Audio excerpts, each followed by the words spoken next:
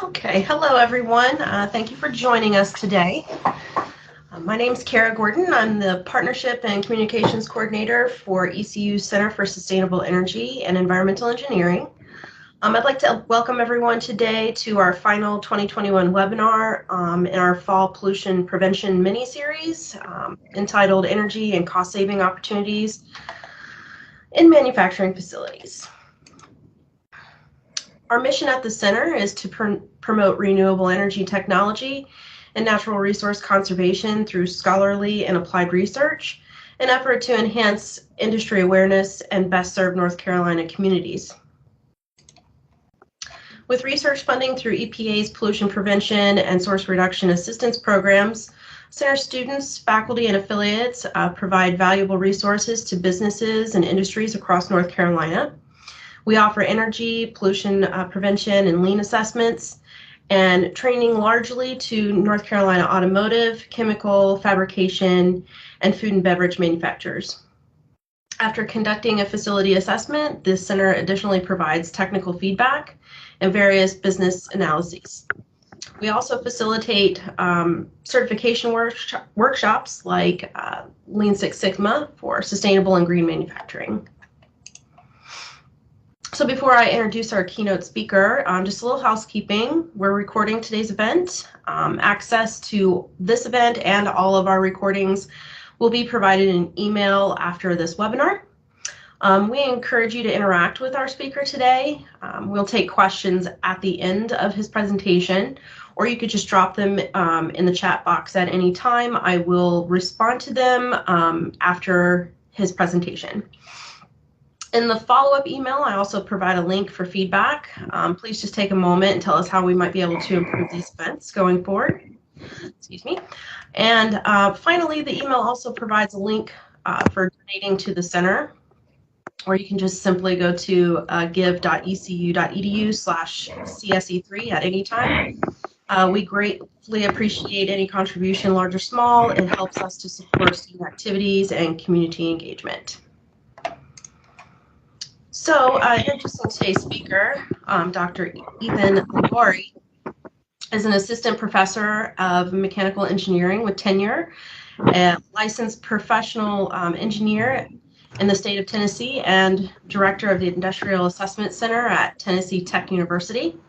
Dr. Languri served as associate director of the center from 2014 to 2021. Prior to joining Tennessee Tech in 2014, Dr. Languri was a senior mechanical engineer at Applied Research Associates in Panama City, Florida, where he was heavily involved with HVAC design and energy analysis for buildings and shelters. Dr. Languri earned his mechanical engineering PhD in 2011 from the University of Wisconsin-Milwaukee, followed by his postdoctoral fellow appointments at the University of Wisconsin in Milwaukee and Texas A&M University, College Station, Texas. He received his mechanical engineering bachelor's and master's in 2005 and 2007 at a University of Technology in Iran. Dr. Languri received several awards, including Wings Up 100 Research Achievement 2020 by Tennessee Tech, and Distinguished Researcher Award by ASME Tennessee Tech chapter in 2018. The Center's Center of Excellence Award by the Department of Energy in 2018. The Kinslow Research Award by Tennessee Tech in 2017, and the Chancellor's Award by the University of Wisconsin in 2011. Dr. Languri has published 3 books and book chapters, over 30 peer-reviewed journal papers, and over 35 peer-reviewed conference papers. His primary contributions are in the areas of energy conservation, conversion and conservation, HVAC, and heat transfer. That's a lot. Thank you, Dr. Languri, for your time and expertise today. I will go ahead and turn the floor over to you. Okay. Thanks so much, Kara, for the introduction. I'm going to go ahead and share my screen. And here you go. I hope everyone can see my screen and can hear me well. Can you hear me well and see the screen, Kara? We can. Awesome. Hello, everyone. Thanks again for hosting this event, Kara, and thanks everyone else for joining in this conversation, this talk. My name is Ethan Languri. I'm going to talk about energy and cost-saving opportunities in manufacturing facilities. I've been involved with Industrial Assessment Center last 7 years at Tennessee Tech. I've been associate director, and starting this past summer, I've been the director of the center.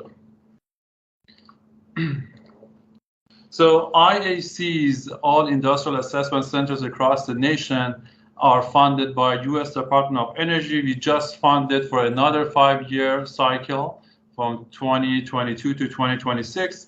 Already projects are started. As you can see, Tennessee Tech is the IAC lead for Tennessee area, which we cover beyond Tennessee, but probably you will find other universities close to your region if you're in the US, and you may want to use this map in the future if you think that such a conversation or a service from IAC from a local point could help your facility. Here are the assessments Tennessee Tech IAC done over the years through the Tennessee IAC Center. So as I discussed earlier, we travel in Tennessee and beyond Tennessee, and we visit manufacturing facilities that try to help them with their energy use reduction. How the overall process goes is that we collect their last 12 months of utility information. We go through all the electric, gas, water, and other utility that they might have over the last 12 months, analyze those, and we will have a pre-assessment that we go through the pre-filled questionnaire they provided to us that we kind of summarize what equipment they have, what kind of electric motors they have. And on the day of assessment, we show up with our equipment. We try to understand the process. We start collecting information as needed.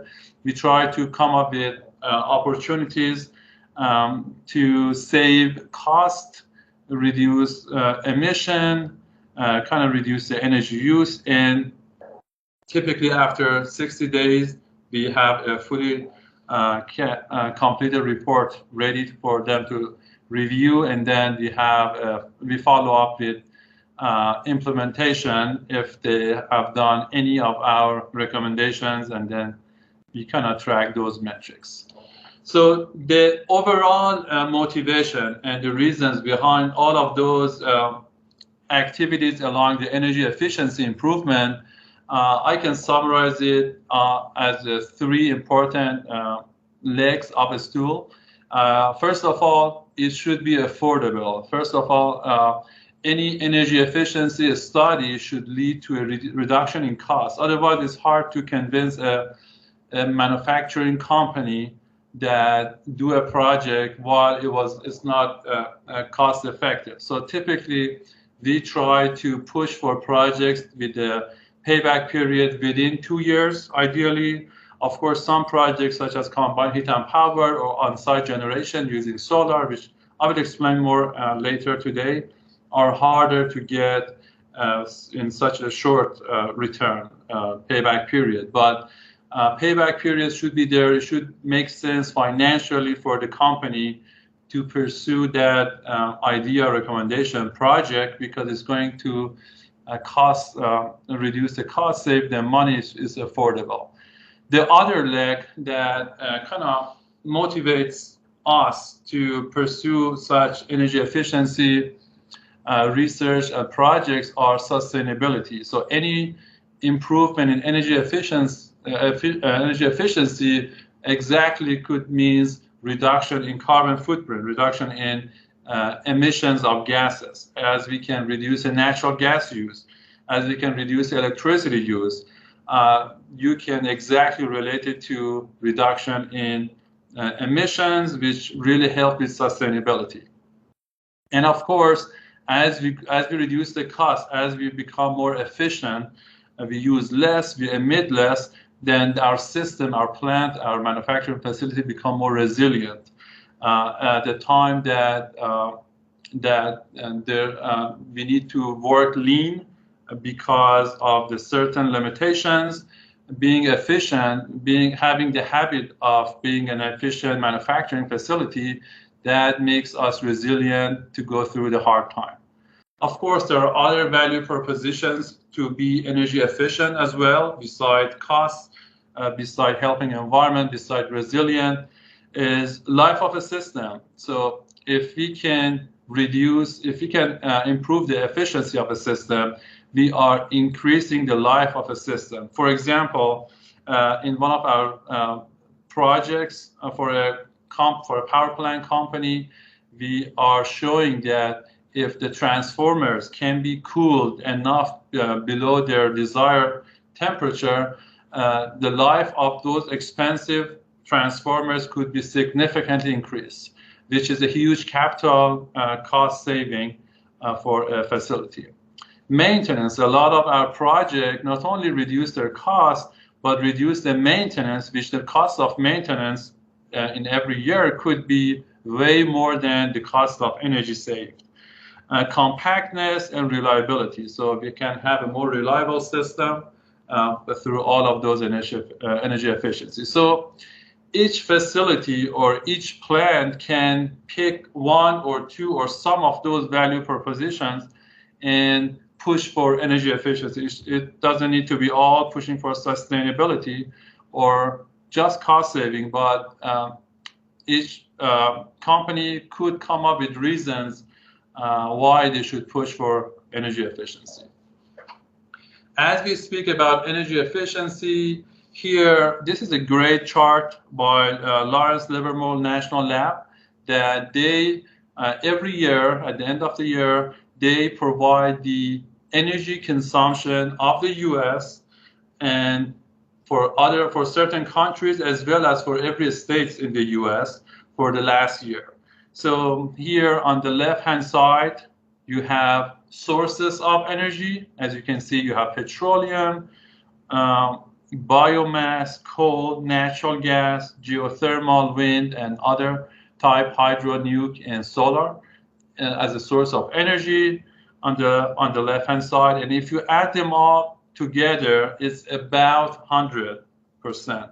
So ideally, if you add all of those sources, it should be 100% sharp, but not all sources are mentioned here. So I just added up quickly before this presentation. It was around 93.4% or so. So anyway, those numbers could be roughly said, hey, 31.5% of the sources of energy come from natural gas. And as you can track those uses, you can see a good portion goes to industrial sectors, and that's probably us in this conversation. We are mostly targeting energy efficiency in industrial setting, some in transportation, in commercial, residential. You can see petroleum is hugely used in industrial, coal in power plants for the electricity generation.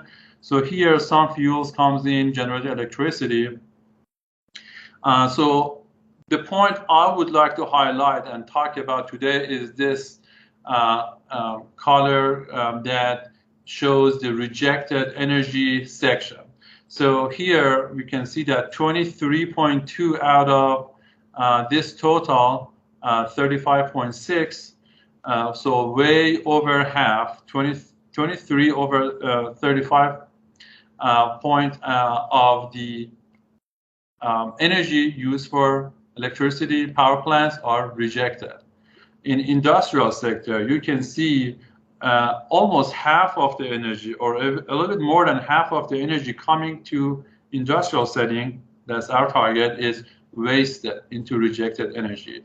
In general, 62%, almost 62% of the overall energy used are rejected.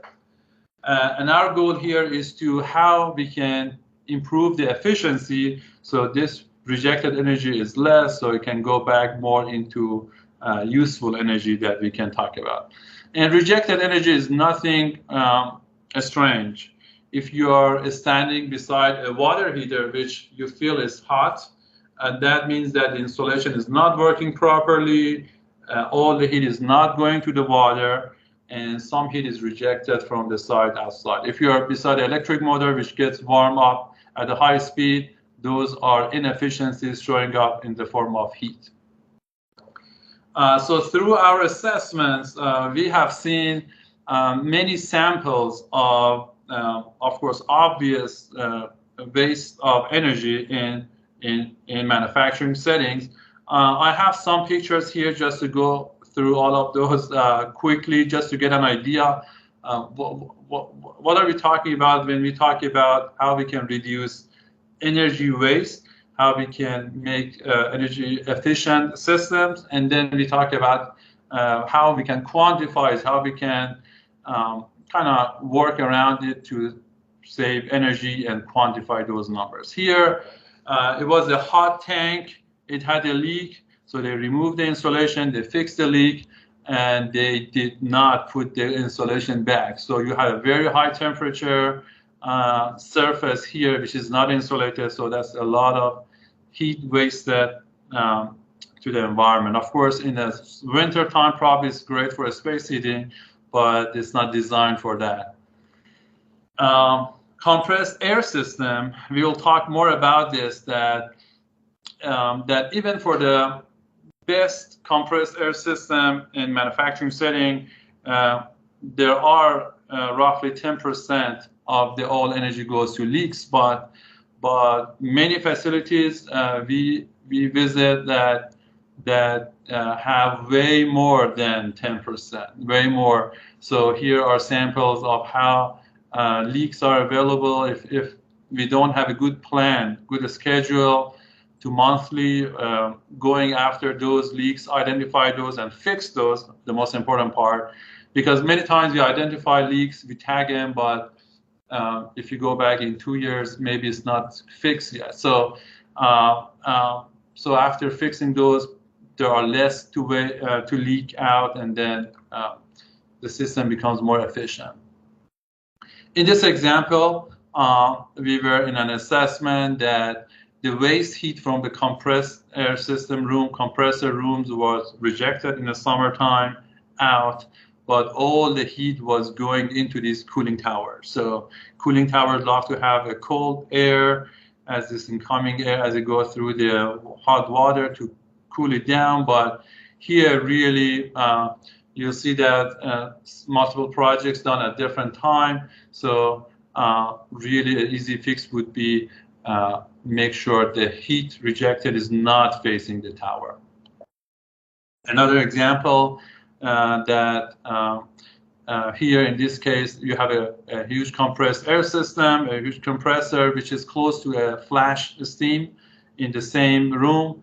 And every time it flashes the steam, this high temperature steam going out, it goes into the inlet of the compressor, which is not designed for such a humid, hot air.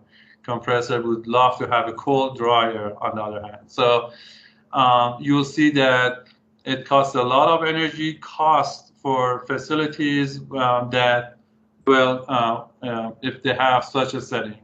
Another example that there was a cooling tower, and we noticed there are two holes beside the cooling towers. And as you zoom in, what happened was that they brought a contractor in. They had a flash steam. They didn't know what to do with it, so contractor made holes on the side of the cooling tower, put the steam inside, and now the cooling tower doesn't work correctly at all because all the heat, instead of going through the fill materials, going through this least resistance path, and then so it's shortcutted. Cooling tower doesn't operate correctly. There's no reason to condense flash from the aerator if it's supposed to go out. And I think this is one of my last examples is that that was a generator that was making electricity out of the wood chips from the same plant. And they had a wrench on the safety over speed that because they didn't take care of maintenance of this, they just wanted to run it without minimum maintenance, without bringing anyone to have it fixed. They just said, okay, let's bring that safety, lock it down, let's run it for a while. And after a few months, the whole generator, which was running by a boiler, was feeding from the waste wood of the same plant, exploded. Good news is no one injured, but it was exploded. The plant is shut down. It was providing over $1 million a year worth of electricity for the plant, and now it's all gone. And I think this is my very last example of Hall of the Shame. We have that there is, again, another flash steam getting into a little cooling tower we have here. So bottom line, there are a lot of obvious inefficiencies which might be in a day-to-day operation. People working in the same plant could not see it, identify it because, well, we walk around those every day. But through some measurement, through, of course, on those examples, it could be fixed. But through some measurement, there are other examples that you can improve the efficiency, avoid huge loss on losing the equipment, and we'll talk more about those as we go. So I would like to start by taking a walkthrough. If you're passionate about improving the energy efficiency of your plant, your system, I think that's one of the reasons you're here, we're talking today. And I'll be glad to, after this conversation, after this talk, hopefully have 10, 15 minutes so we can have a conversation. So if you're motivated to save energy, I would start with, let's take a walk through the plant and make sure everything is organized in the right order in terms of lighting. If there are opportunities to use the daylight of the plant because through the roof or through the window, we would like to maximize those. If there are ways that we can just light the portion of the task rather than lighting the whole highway area, and that would help us with saving energy, we would like to kind of consider those. And also, we would like to know that, are there any ways that if one of the employees have an idea about saving energy, to report it to a higher management system? Are there inexpensive data management system or data logger available that if someone is interested in doing some quick measurement, they can have access to those and kind of use those for their measurements? Many of those energy losses going through the roof. So it's not a bad idea that go ahead, go on the roof, make sure you are familiar with what you have above the roof. So in every assessment we go, especially if they have boiler or furnaces, we would like to collect some data measurement. We do some data measurement on the flue gas leaving the flue gas through the roof, and making sure we do some quick measurement on combustion, on temperature, on the flow rate. Is energy being dumped out? Is it worth in terms of using in another place in the plant? And of course, insulation of the roof is very important. As you go through the north, you want to insulate it so it helps you over the winter time. And as you go through the south, you want to have a high solar reflectance material that can save a good percent of energy, especially over the summertime as you're in the south. So we typically, ideally, would like to have a white roof, but we know that it's not possible in many cases. If you have compressed air system in your plant, you want to make sure that how you handle the waste heat. Or one way to handle it is that if typically 80% of the energy going to the electric motor to the compressor are being lost in the form of energy. Just almost 20% is the useful work that you use to compress the air, and then you use the compressed air system.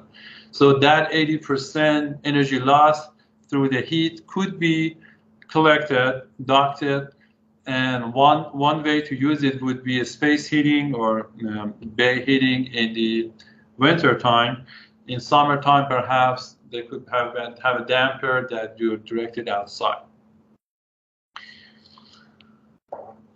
If there are other ways of waste heat, you want to make sure you are aware of those, and if the temperature is good enough, you can use it, such as flue gas. If you have a boiler with a flue gas, you don't have a air economizer perhaps, so your flue gas should be very hot.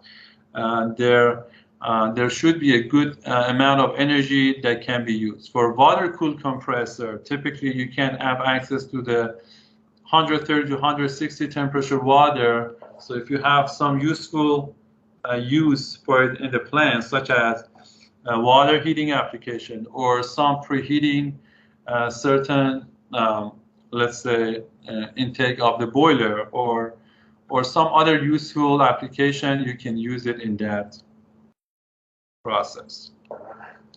In a chiller plant, one of the ideas that you can use to save energy would be if you have a cooling tower and you have a chiller. In few months over the year that outside air is cool enough, you can turn off the compressor. So in a typical cycle, there's a chiller cycle that works beside a condenser. So you reject the heat by condenser to your cooling tower. But on those 3-4 months or 2 months that outside temperature, depending on the region you are, is cold enough, that cooling tower can provide enough cooling for refrigerant to complete the cycle, but perhaps at a less rating capacity, around 60% capacity. There's a feature on the chiller that it turns the compressor of the chiller off. So refrigerant go through the evaporator, shortcut the compressor, going to the condenser that go through the cooling tower, and then repeat the cycle this way. Again, it can provide up to 60% cooling without running a compressor. So it could be a good saving in terms of providing cold air, perhaps in a hospital or in a campus, or where there is a need for cooling even during the cold season. Not necessarily HVAC, which also you can use HVAC for dehumidification purposes. But if there are more reasons, so that would be a perfect chiller figure configuration. So you may want to check with your chiller salesperson, making sure that you can upgrade it to that system if there's a upgrade software needed, or your chiller can handle this. Let's talk about compressed air systems. So compressed air systems is usually the most expensive utility on the side. Let's do a quick comparison here. Natural gas these days costs about, for a bigger plant, $5, to a smaller plant, about $10 per million BTU. So we see a lot of $7 per MMBTU, $8, or we could see higher as well. And as we go forward, looks like the cost is increasing for natural gas as well.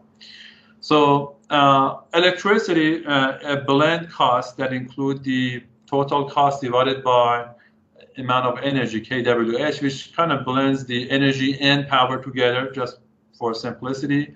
We can roughly use 8 cents per kilowatt hour as the cost of electricity. That's what we typically see, at least in Tennessee area. Which you can, we always like to convert those to a primary source and see how it looks like. So if you convert kWh, energy, electricity, into MMBTU, we know that 1 kilowatt hour is equal to 0.003413 MMBTU.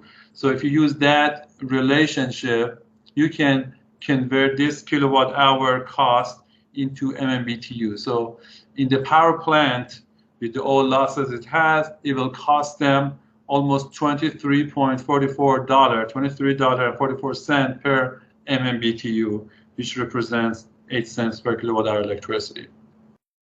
Also, we know that on average, 7 horsepower of compressor input power is needed to produce 1 horsepower of a pneumatic motor. So if you do the math, you will see that the cost of compressed air is $164 per MMBTU. I just want to bring this up and compare this with the natural gas cost, which is maximum $10 per MMBTU. So cost of compressed air is way higher than if you compare it with this utility cost, natural gas. So this is like trying to emphasize the fact that compressed air looks free, available in the plant because there is compressor working hard, perhaps in the compressor room, generating those compressed air in the pipeline, ready to use. And I saw myself, many people using for blowing the dust away from their clothes, or there are some inappropriate use in the plant, but it costs a lot. And we will talk about how we can save energy by reducing the energy costs on compressed air system.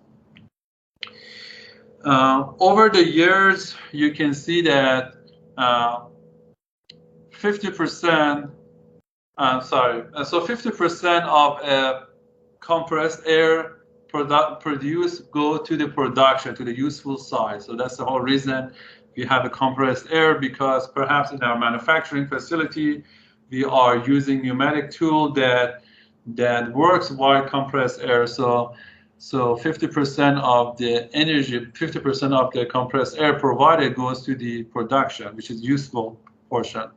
But the remaining, which is another 50%, is lost. It's lost by leaks. So there's a lot of leaks. As I said, ideally you want to have 10%, but we will see over 20% leaks in many plants. So that could be reduced. There are inappropriate use, 5 to 10%, as we discussed, and there are artificial demand, which costs which also 10 to 15% of the overall use. And quickly, artificial demand is nothing but leaks that occurs at higher pressure. So maybe end users' equipment needs 85 psi, 90 psi pressure, but our compressed air for the system is at 110 psi. So that addition of, so that difference of 110 to 95 or 90 psi that we need, that cause additional leak through the orifices in the plant. That portion of the leak, we call it artificial demand, that could be reduced by adjusting the pressure down, because the plant doesn't need that high pressure. And there are other ways to handle that, such as increasing the storage or dedicated storage and some other ways. So in compressed air systems, there are many ways that you can verify, you can go through making sure the system works properly. If not, we can do some measurement, we can take some action to improve the efficiency of the compressed air system. So control of the compressor is one of the main things that we see a lot that with multiple compressor in a compressor room, sometimes there is a master controller. They just bought it recently. It's working, but it's not communicating properly with the compressors. So ideally, we would love to have some base loads of compressor that provide the base loads for the compressed air, and then we would like to have one machine, if not two, trimming as we go forward. But majority of the time, we see that all the compressors are doing load unload. There is no base loaded, or perhaps the machine with the VFD that is perfect for trimming, for adjusting the required, is doing the base loading, while load unload or other modulation control, which are more expensive to operate because those are poor way of modulation in terms of energy use, are doing the modulation work. So making sure your control compressor are working properly, the way we try to understand the system works properly or not is that we put CTs for current measurement, as well as multiple pressure sensors in the plant, far from the compressor room, right at the compressor room, after major equipment such as filters, a storage tank, dryers, just to make sure we have a good understanding about the pressure drop across the points as we go, and also measuring the current and leaving there for weeks. We typically leave our equipment for 1 week, so we can capture a typical weekdays and typical after shift, if there's a 1 shift or 2 shift, or a typical weekends or holiday. And we can learn a lot about behavior of the system, leaks, if no one is in the plant during a weekend, for example, and compressor works load unload, that means there is a leak. So you can quantify the leak based on just the some data collection right there.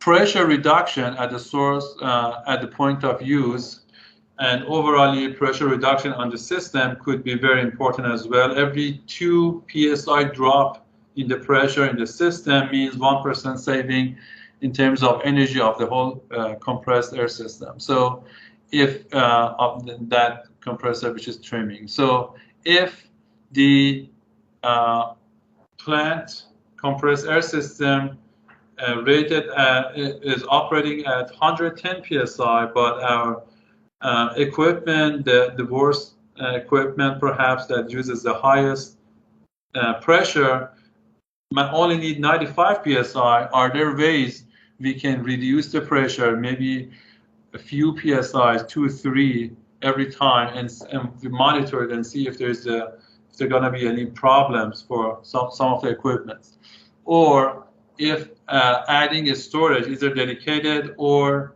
a storage to the whole system, can handle some of the problems, because bringing the pressure down in the system can significantly save energy.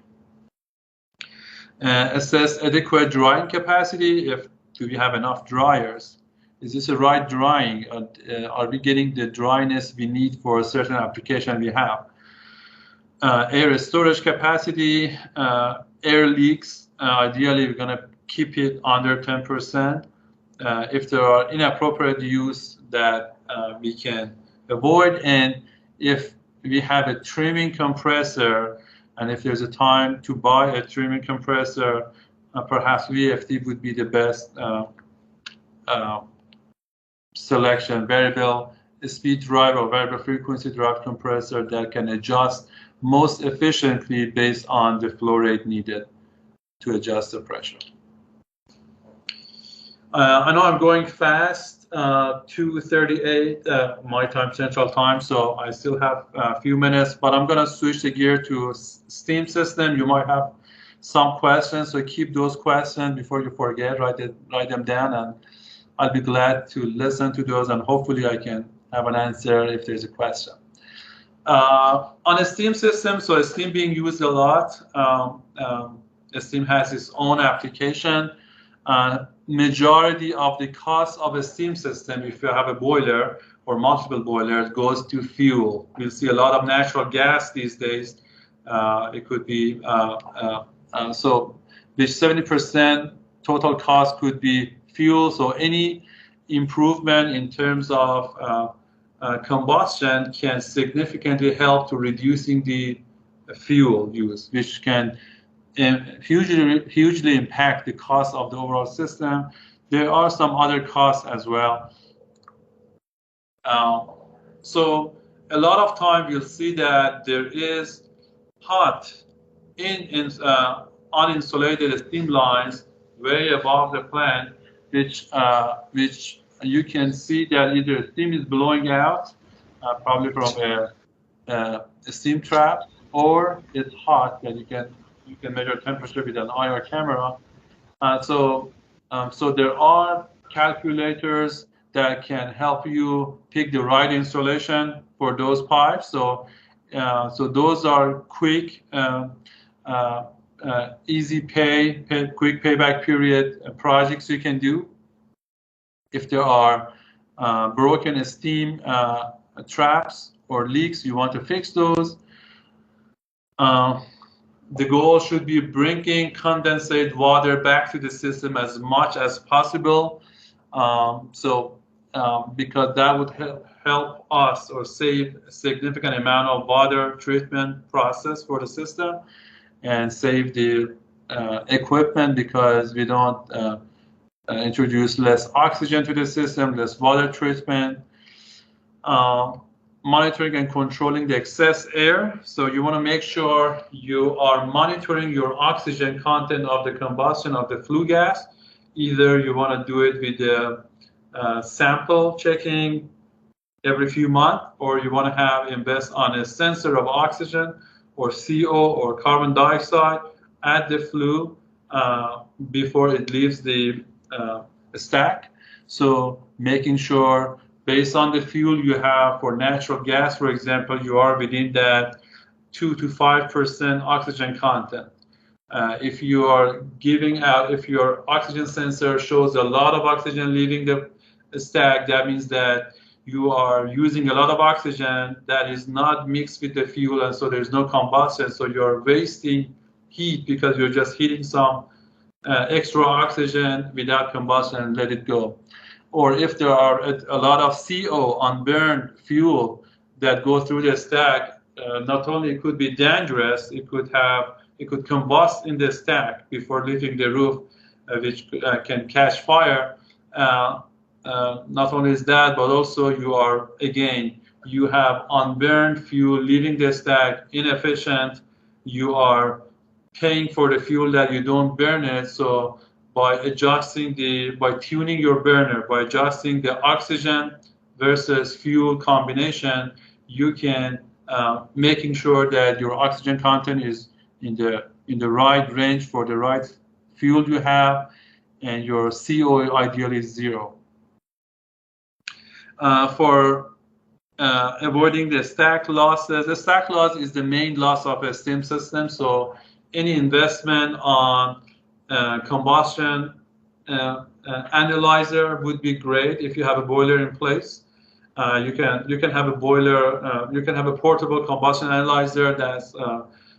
We have some of those equipment in our center, and that you can get samples through the stack and kind of analyze it, or you can invest on a per minute sensor that can continuously connect to your monitoring system, so you can have a smart system. We will talk about the smart manufacturing as we go.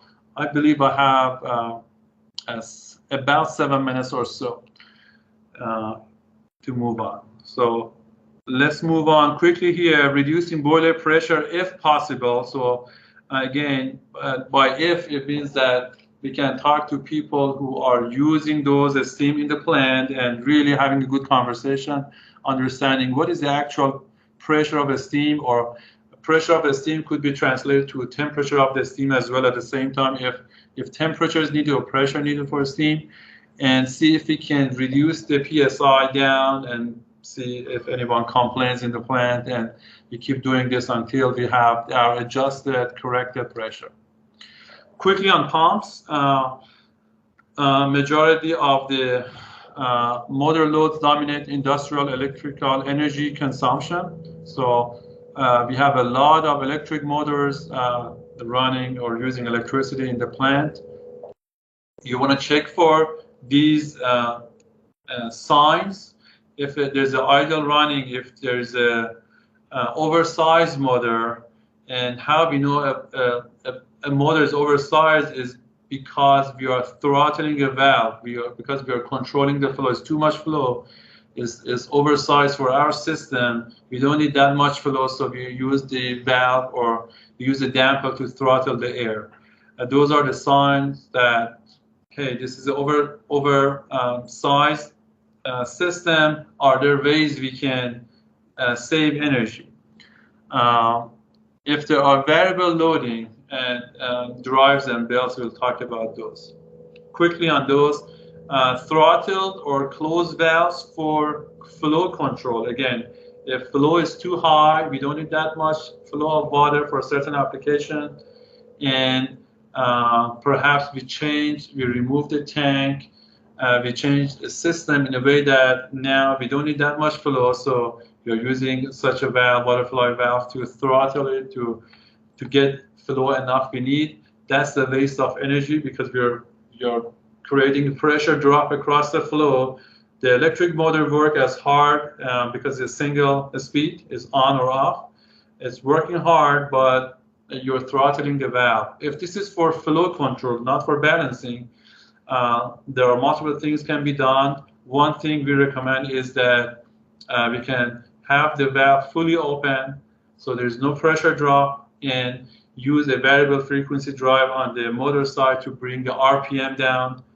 We'll talk more about that if you have time. Or we can trim the impeller. If this is going to be like this for a good amount of time, that you don't want to invest on a VFD drive, you can remove the impeller, have it in machine shop, trim it based on the pump curve. You should be able to see based on the trimming size what horsepower you will get, and you can estimate the flow rate you will get from that horsepower. And if you trim it to the right diameter, put it back, and now you have a smaller pump.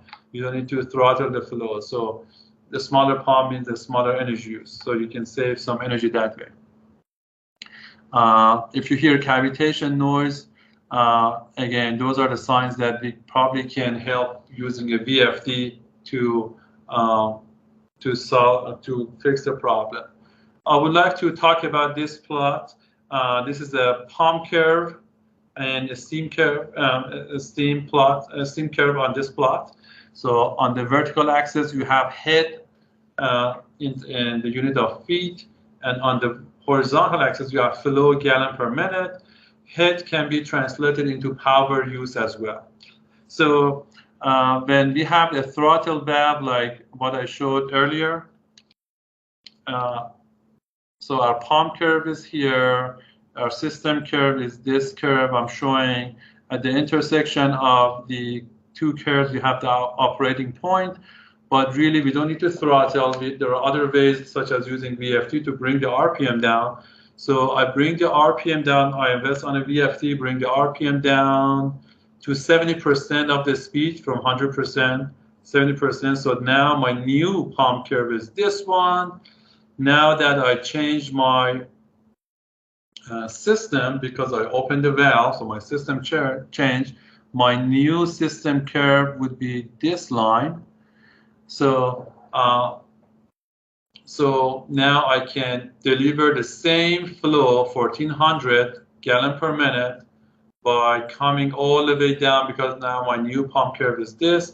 So look at the amount of saving I get. I go from 110 feet of head of energy to only 42 feet of head of energy. So this distance that we come down because of the bringing the RPM down is the energy saved by using VFD. Here, other examples, but over here, you will see that with some actual numbers and some calculations that Let me go through this quickly. For a pump efficiency, for motor efficiency of 95% and pump efficiency of 75% in that example we did for an assessment.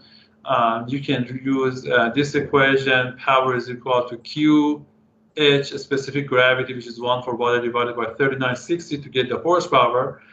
And so this is the amount saved because we came down 63 feet of head, and you convert this to kW, and for the 8 hours a year, which is almost a full year, 8760 is the full year hours, so excluding the holidays, this is your kWh for a cost of 6 cents, which is these days a little bit higher.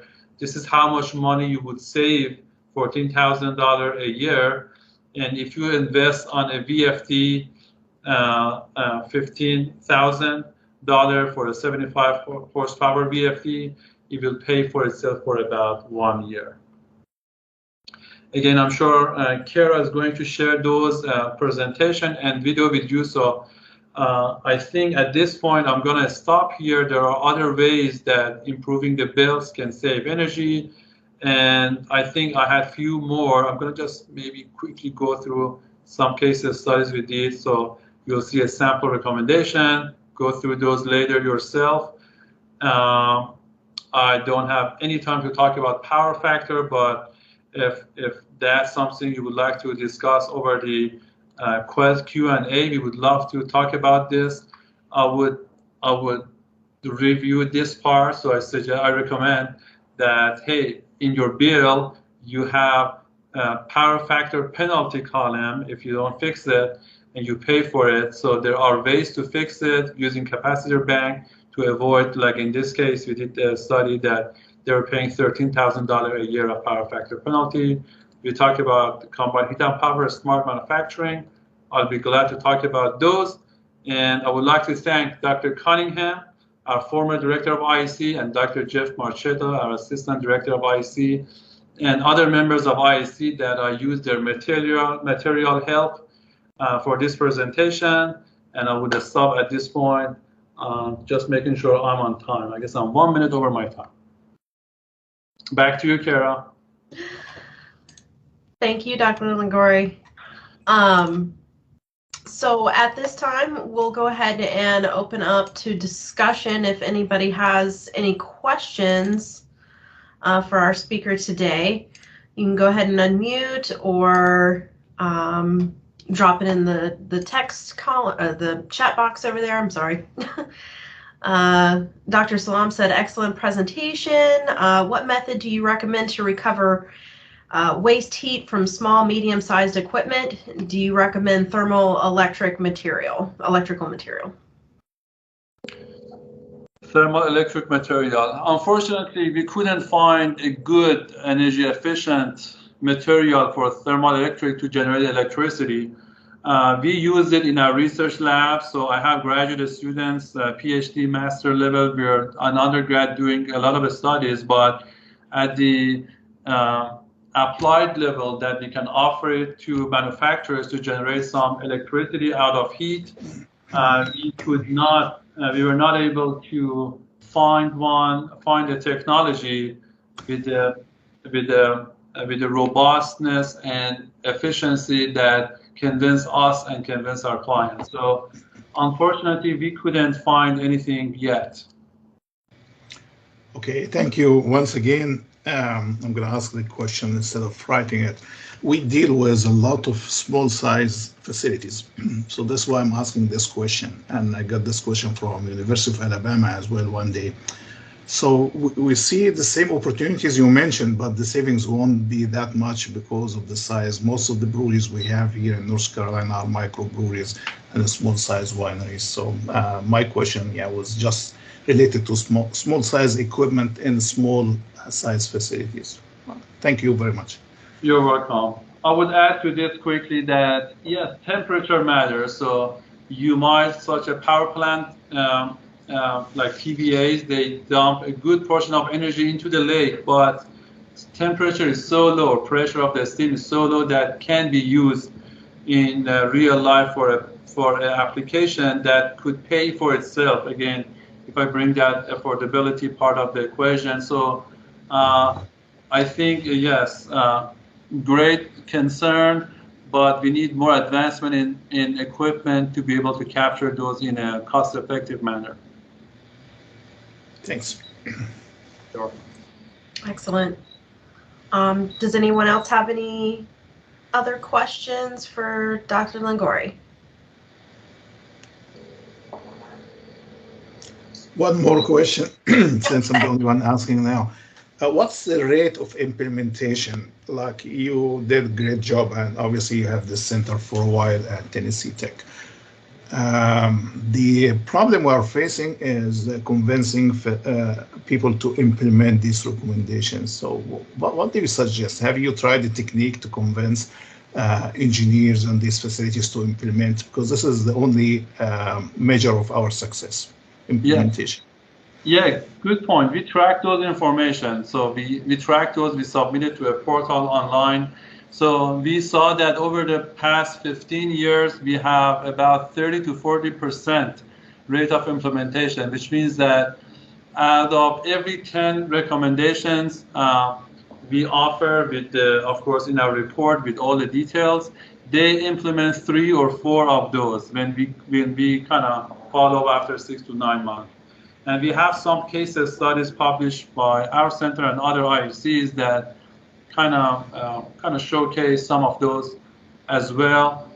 And as I can see, there are more funding available for implementing energy-related projects, either through utilities or power providers or from local, state, or federal agencies. So I can see the way that there is more push or encouragement for implementing energy-related projects because there are more incentives coming. Okay. Is REAP one of them? REAP, you said? Yes. One of these programs. Yes, I heard, but I never worked with that. But I heard that yes. I think the answer is yes. I'm not sure. Yeah. Okay. Thanks a lot. You're welcome. Okay. Well, if no one else has any questions right now, we'll go ahead and close out today. Again, this recording and Dr. Languri's presentation will be available. I will be sending out a follow-up email shortly with a link that everyone attached to the email should be able to access. Otherwise, we'd like to thank you for joining us again today for our last 2021 pollution prevention webinar. Stay tuned in January of 2022. We'll have a new series we'll be announcing. Of course, I will send everyone an email when we get those dates set. So otherwise, was there another question? No? Okay, good. Okay, awesome. So otherwise, again, thank you, Dr. Languri, for your time today. Lots of information. I know that you didn't get to cover all of it, but again, it will be available for everyone shortly. So otherwise, have a wonderful holiday season, everyone. Be safe out there, okay? Okay. Thank you. Thanks, everyone.